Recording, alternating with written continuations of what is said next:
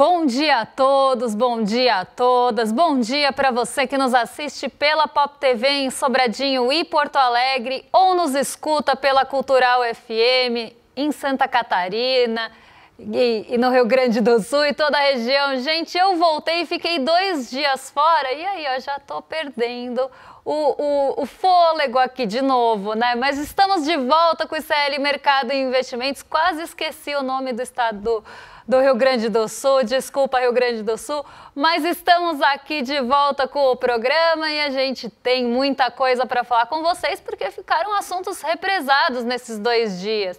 Claro que a gente estava acompanhando todo mundo de pertinho o julgamento do Bolsonaro, todos os olhos atentos para o julgamento, mas as coisas econômicas estavam acontecendo ali em paralelo e hoje a gente vai atualizar todo mundo do que aconteceu nesse período. Então a gente vai falar do PIB que desacelerou, vamos falar da produção industrial que está mostrando fraqueza e os dois pelo mesmo motivo, vocês já devem imaginar o que é. Se quiserem deixar no chat aí as opiniões de vocês, eu vou explicar tudinho para vocês. E a gente vai voltar a falar do Trump, que não só atacou Brasil, China e Índia recentemente, como também vem aí pressionando pelo cumprimento, na verdade não é nem pelas sanções, mas pelo cumprimento das sanções. A gente vai falar sobre isso aí meio que na esteira do fechamento do mercado, porque isso mexeu bastante com o fechamento nesses últimos dias. Então, sem perder muito tempo, porque a gente tem bastante assunto para contar para vocês, já vamos passar pela nossa agenda para ver o que já teve de divulgação, o que ainda tem para sair de divulgação, quem fala, quem não fala. Então vamos lá, porque hoje mais cedo, 6 horas da manhã na zona do euro, saíram as vendas no varejo, 6h30 da manhã na Alemanha, teve ali um conselho do Banco Central Europeu, na verdade foi o Piero Cipollone, que é membro desse conselho. Ele falou sobre o euro digital num comitê do Parlamento Europeu. A gente teve 9h15 da manhã o relatório sobre criação de vagas no setor privado lá nos Estados Unidos, que é o relatório ADP.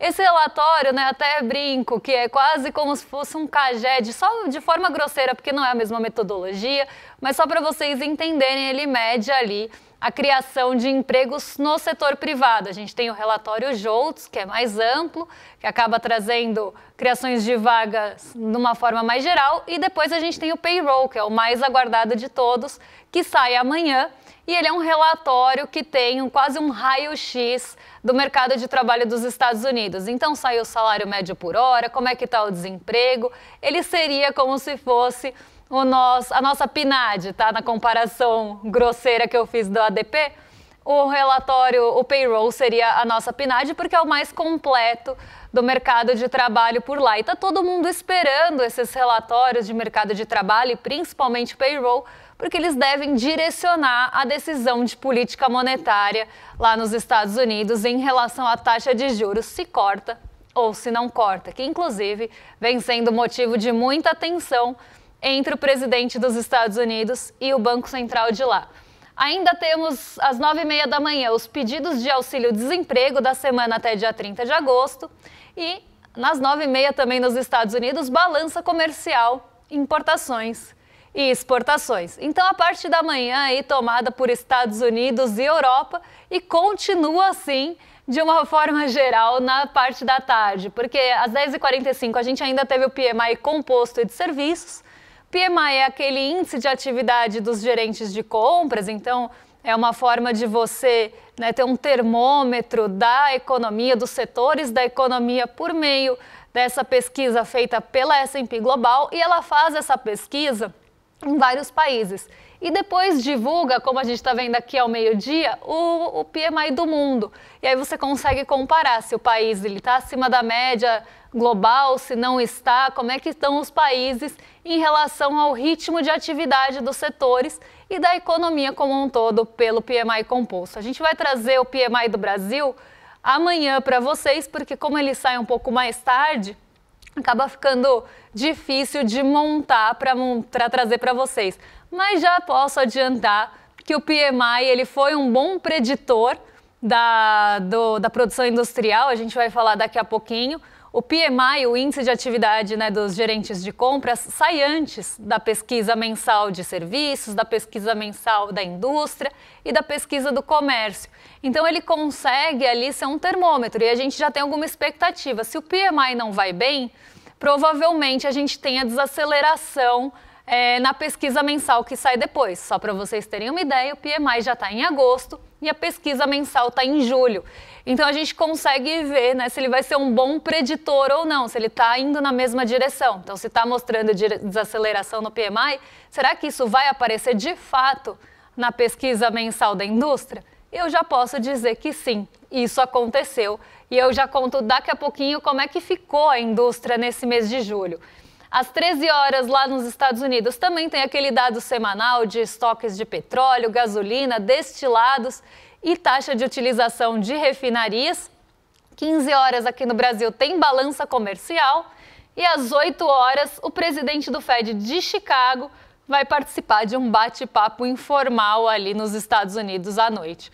Então deve, apesar de ser informal, deve ficar no radar porque está todo mundo de olho no que estão falando os dirigentes, presidentes, diretores do Banco Central, ainda mais nesse momento que a gente tem dúvida em relação ao corte ou não da taxa de juros, então está todo mundo querendo pescar um sinal ali para ver para onde vai a taxa de juros e também nesse momento de grande tensão do Banco Central com o presidente Donald Trump. Daqui a pouco a gente volta nele, né? Ele sempre aparece por aqui, Laranjão tá sempre dando as caras aqui no nosso programa e daqui a pouco a gente vai falar dele, porque agora eu vou contar para vocês como é que ficou o fechamento do mercado, pelo menos ontem, né? A gente não teve o programa por 2 dias, mas ontem eu já consigo contar para vocês como é que foi o movimento e aí eu já dou uma pincelada nos últimos dias, porque a gente teve uma movimentação bastante forte, inclusive, lá no setor bancário. E isso tem muito a ver com o que a gente vai falar depois.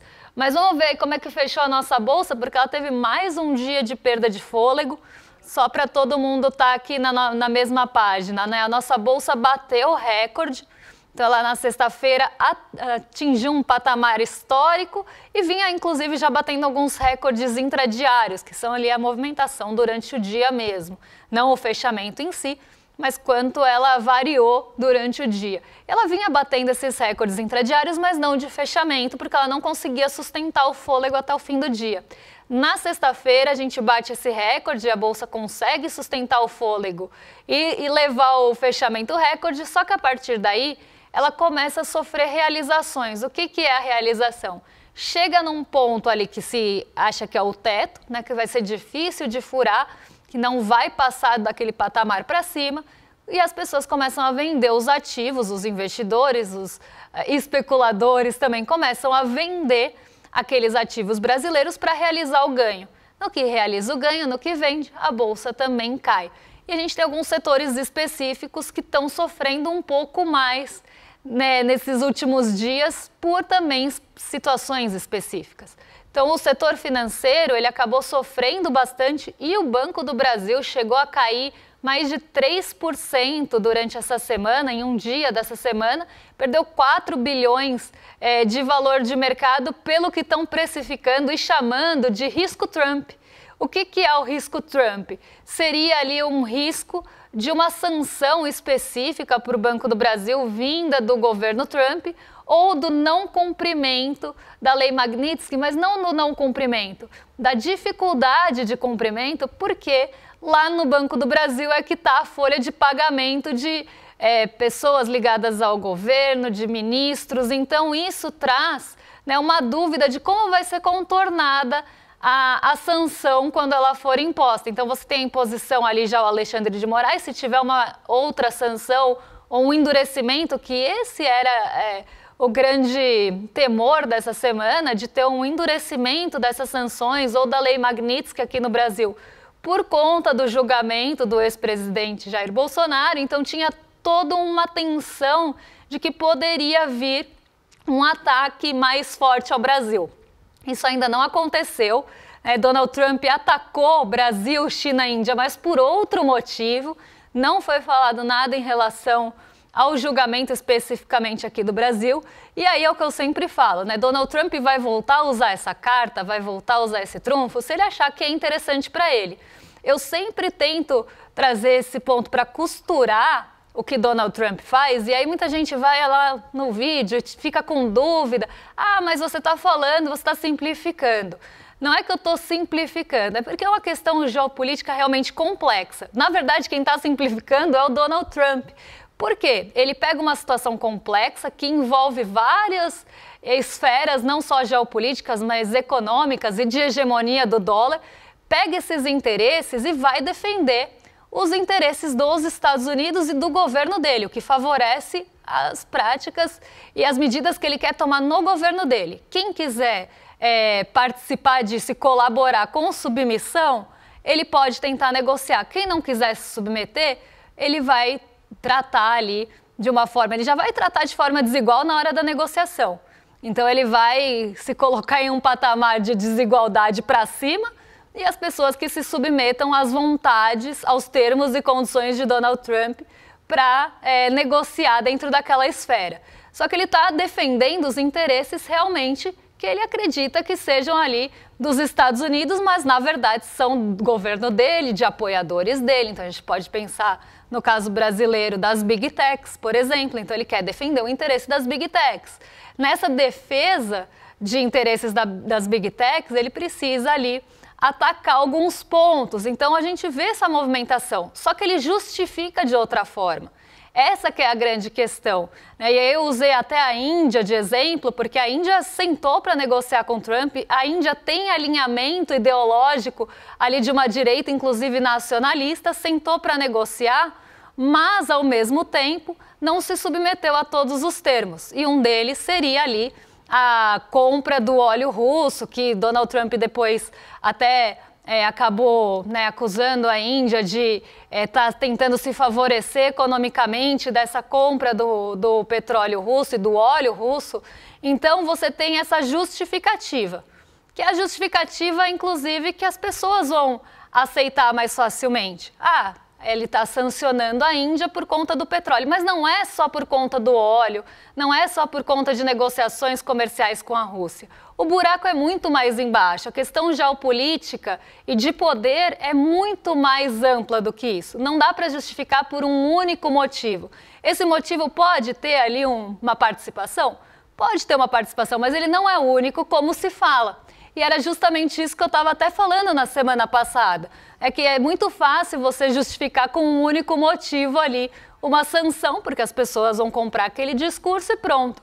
Só que a gente tem que analisar para além dessa justificativa. A Índia, ela também faz parte dos BRICS. Donald Trump recorrentemente ataca os BRICS. Isso é, uma certa forma, uma ameaça. Ele vê como uma ameaça geopolítica e de hegemonia do dólar, por exemplo. Então ele vai atacar, vai mirar ali seu alvo por conta disso. A não submissão a todos os termos também pode ser ali um fator de pressão. Então não é um fator único de pressão.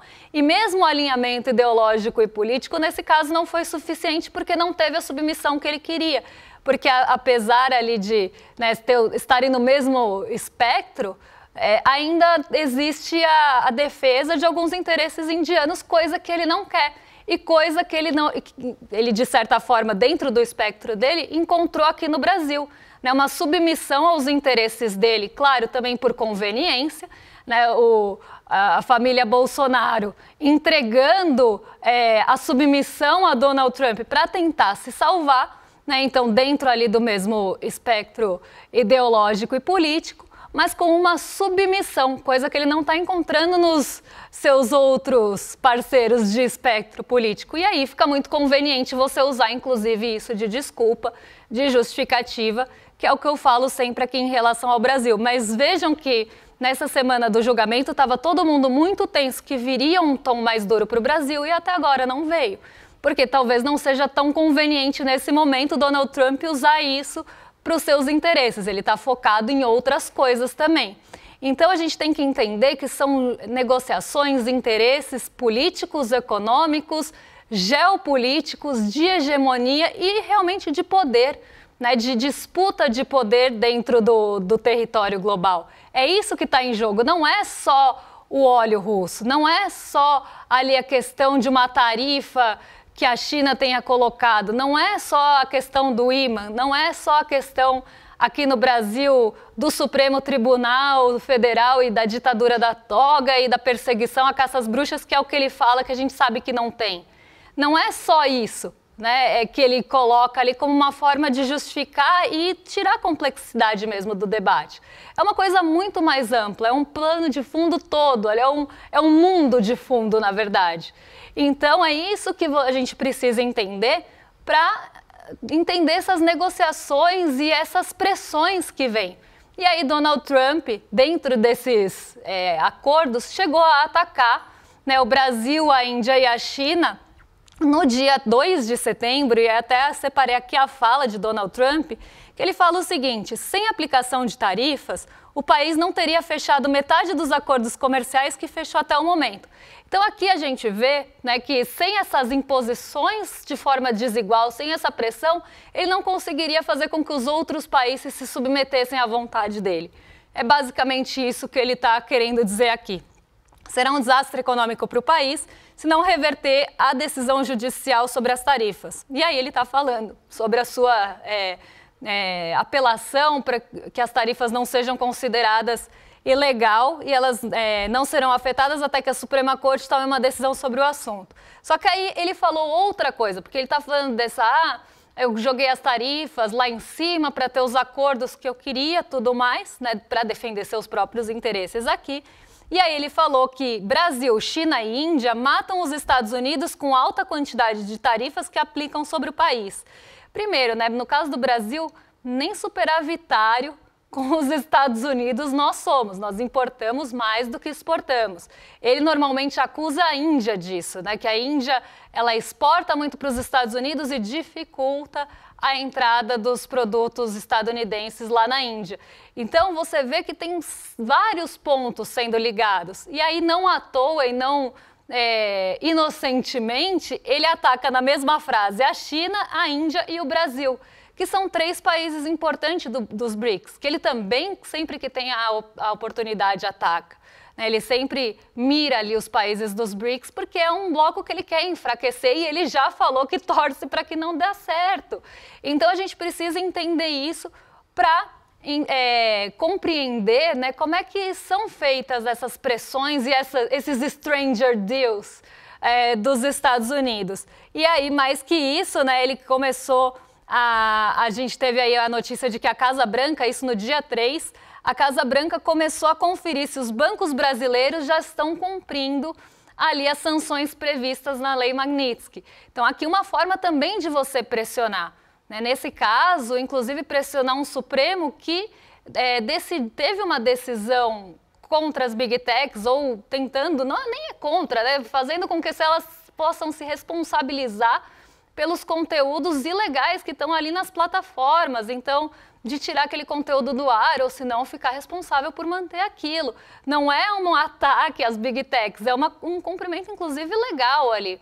Só que isso gera atrito, por exemplo, com um órgão brasileiro e apoiadores ali de Donald Trump. A gente não pode deixar de esquecer que foram apoiadores ali importantes na campanha, por isso, inclusive, estavam ali na posse bem juntinhos, né? E a gente vê aqui também nessa pressão pelos cumprimentos e das exigências, os bancos não se pronunciaram, falaram que isso está acontecendo em sigilo, então que eles não iriam comentar até aquele momento, mas aí sim eu volto no que eu estava falando, o Banco do Brasil caiu bastante, justamente porque existe uma dúvida como é que o Banco do Brasil vai cumprir as sanções, e aqui a gente está falando de bancos brasileiros que tenham operações fora, como é que ele vai cumprir essas sanções, se a gente tem folha de pagamento ali. Então o Banco do Brasil tem uma dúvida a mais, e até tinha uma dúvida de se sofreria mais sanções por isso, e aí o Banco do Brasil acabou caindo mais de 3%. Nesse dia que a gente teve essas falas em relação aos bancos brasileiros. Então a gente vê que está tudo ligado e tudo, na verdade, é instrumento de pressão. É para que você faça com que aqueles países abaixem a cabeça de alguma forma. E aí você usa justificativas para o mundo, né, para que fique fácil de entender. Mas a gente precisa sempre olhar esse plano de fundo, que eu brinco que é esse mundo de fundo que tem ali geopolítico por trás.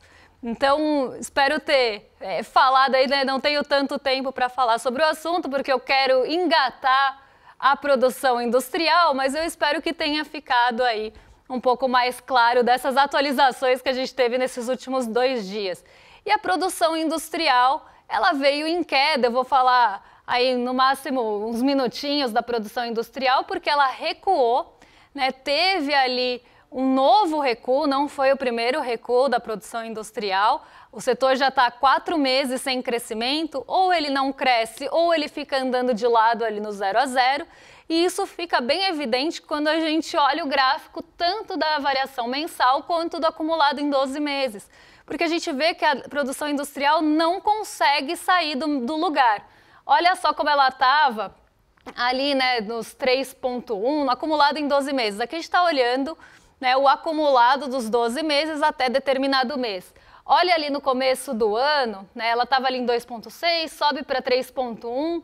No fim do ano passado, também orbitando os 3%, subiu no ano passado, chegou nos 3% no acumulado em 12 meses, e de lá para cá, ela só cai, mas fica sempre orbitando ali, 2,6, 2,4, 2,8, agora 1,9, ali perto dos 2%. Então aqui a gente vê, né, o sobe e desce, porque eu aumentei a possibilidade do eixo ali. Se a gente deixasse ele muito grande, a gente ia ver que ela ficava quase andando de lado. E esse é o problema da produção industrial. Ela vem caindo ou só andando de lado mesmo no mês a mês. Olha aqui, 0,1, meio de queda, 0,1, 0,2 de queda. E isso não permite com que ela tenha um fôlego para subir e trazer um novo patamar. Ela está sempre ou caindo ou andando lateralmente. Isso mostra uma fraqueza do setor, né? São 4 meses já sem crescimento. E essa marcha lenta, na verdade, não é nenhuma marcha lenta. É quase um freio que está sendo puxado ali pelos juros. E isso apareceu no PIB também, que não vai dar tempo de eu comentar hoje, mas aí amanhã eu trago mais detalhes do PIB também. Esse sufocamento pela alta da taxa de juros já está aparecendo nos setores, e isso já era uma coisa que a gente estava vendo tanto nos PMIs, que são termômetros, como também nas confianças. A confiança da indústria está bem abalada, a confiança do consumidor está sempre ali também com alguns abalos, né, alguns pitadas ali de pessimismo nas confianças, e essas pitadas de pessimismo vão minando também a possibilidade de novos projetos. Se você não está otimista com o futuro, você não vai fazer um grande projeto. Não vai colocar dinheiro em risco para perder dinheiro. Então, na dúvida, você realmente começa a botar o pé no freio. E é isso que a gente está começando a ver como o efeito da taxa de juros aqui no Brasil. Uma taxa de juros altíssima que já começa a colocar em dúvida a demanda, e essa demanda já está refletindo, por exemplo, na produção industrial, porque uma indústria não vai querer começar a produzir se ela não desovou os estoques ainda. Se ela ainda tem estoques, isso aparece muito no sentimento, na confiança, se ela ainda tem estoque, ela vai produzir mais para ficar com o estoque empacado? Não vai. Então ela precisa desovar esse estoque primeiro para aí sim voltar a produzir. E essa situação já está acontecendo na indústria. Só que ela só vai desovar o estoque se ela tiver quem compre. Se não tem demanda lá na frente, ela já não vai nem produzir, porque ela ainda tem estoque formado, e ainda mais se ela não olhar a demanda para frente, aí é que ela não produz mesmo, porque vai produzir para quem comprar, né? Então, essa é a situação que a gente tem na indústria hoje, e isso vem muito das taxas de juros altas, né? Da taxa de juros alta que a gente tem aqui no Brasil. E a gente fez um outro gráfico aí para vocês que mostram as categorias, na verdade os ramos da indústria que a gente selecionou, para ver como é que está essa variação nessas atividades da indústria. Então, vou colocar aqui para vocês na tela, aqui é das grandes categorias, a gente tem um outro que são umas barrinhas, e aí mostram os ramos, esse mesmo. Os alimentos ainda, né, que são bens pouco duráveis, ainda tem uma variação positiva no mês, as bebidas caíram, têxtil ficou ali no 0,7, vestuário também 0,6, produtos de madeira caindo 1,2, os produtos farmacêuticos voltaram a subir aqui, né, com um salto em relação aos outros ramos, mas olha a metalurgia, era aqui que eu queria chegar.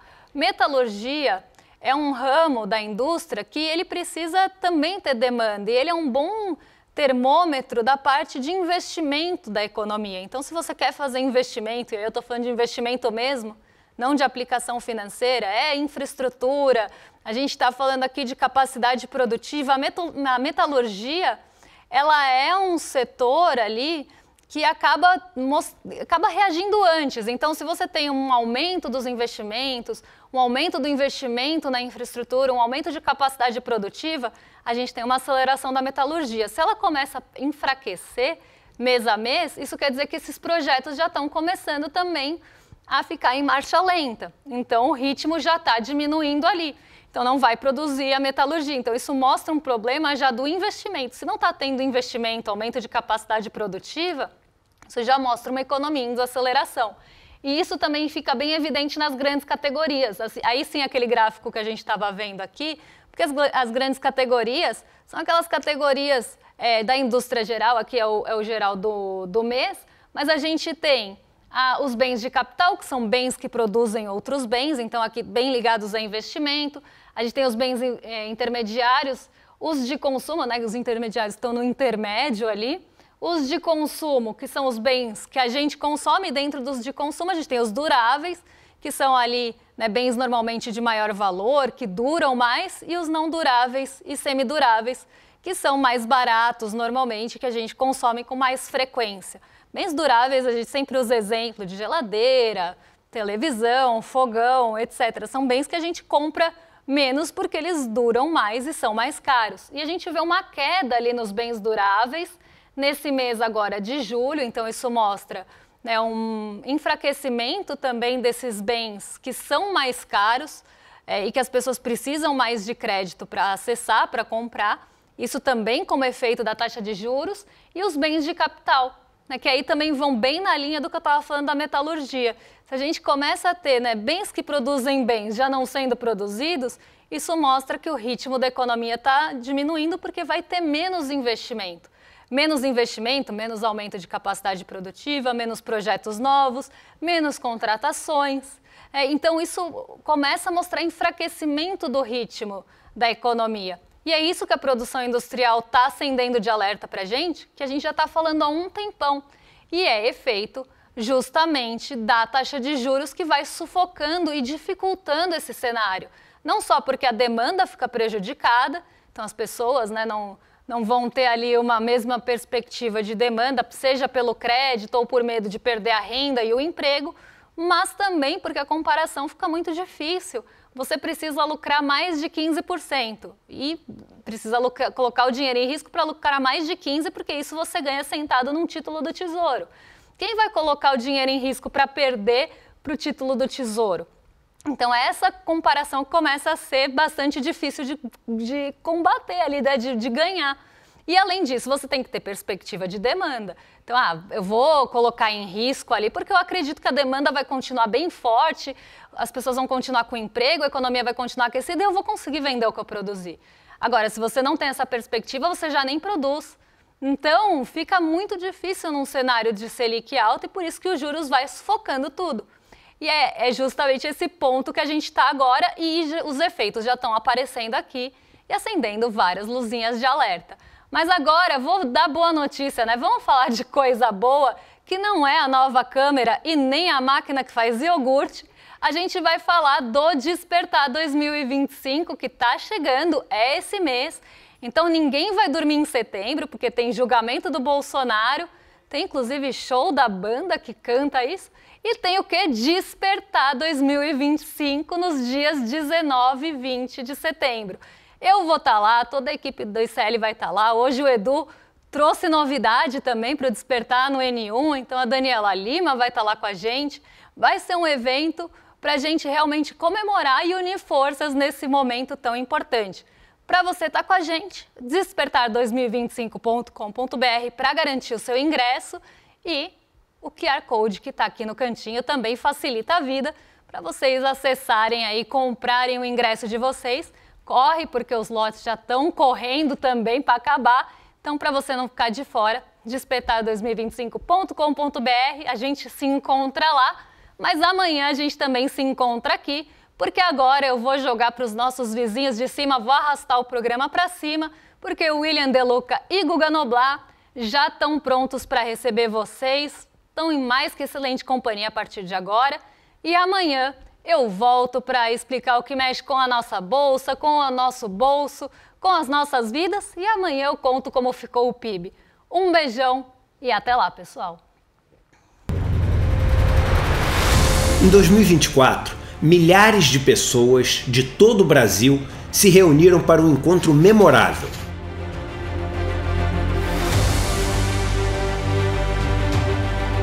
No palco, histórias incríveis. A gente está na vida para evoluir, para aprender. Na plateia, novas amizades e sonhos compartilhados. É o melhor presente de aniversário desse recado. A esperança e a alegria tomaram conta. Vimos que um país mais justo, consciente e humano é possível. Vocês, espectadores, hoje são os protagonistas desse evento incrível e que desperta. Provamos que o conhecimento liberta e o coletivo transforma. Que a gente veio pra cá pra... Nós não precisamos ser médio, nós podemos ser grande, mas nós precisamos sonhar junto para ser grande. Mas esse foi só o nosso primeiro passo. Em 2025, o despertar volta ainda mais incrível, mais necessário, mais revolucionário, mais ICL do que nunca. Estaremos juntos para enfrentar um dos momentos mais difíceis de nossa geração. Chegou a hora de pôr a mão na massa, conspirar e agir, de se unir a milhares de pessoas que acreditam que chegou a hora da mudança e que ela só depende de nós. Despertar 2025, a revolução necessária. Viva esse encontro histórico com toda a comunidade ICL.